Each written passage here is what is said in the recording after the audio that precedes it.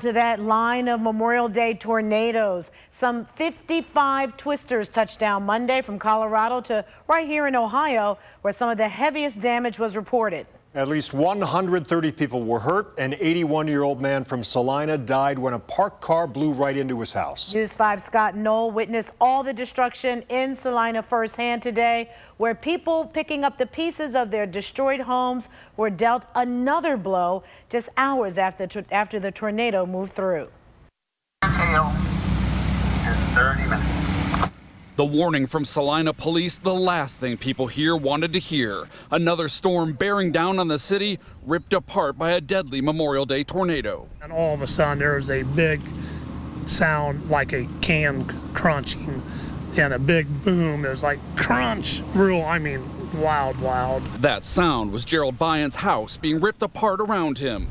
Vian and his wife had just made it to the basement. And then we heard the kaboom and we knew we were done.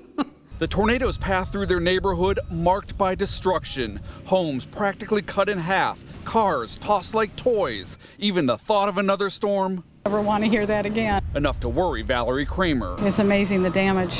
I mean, you see these things on TV and on the news, but to be part of this and actually see the damage, it's just, wow. More rain, not what they needed here. Testing tarps hung by homeowners trying to save what the tornado spared. A race to salvage what they could before the next storm. But the rain came, pouring through last night's scars. It's almost eerie. As the rain started falling, we heard a beeping. We followed the beeping and found it's a smoke detector still attached to the ceiling.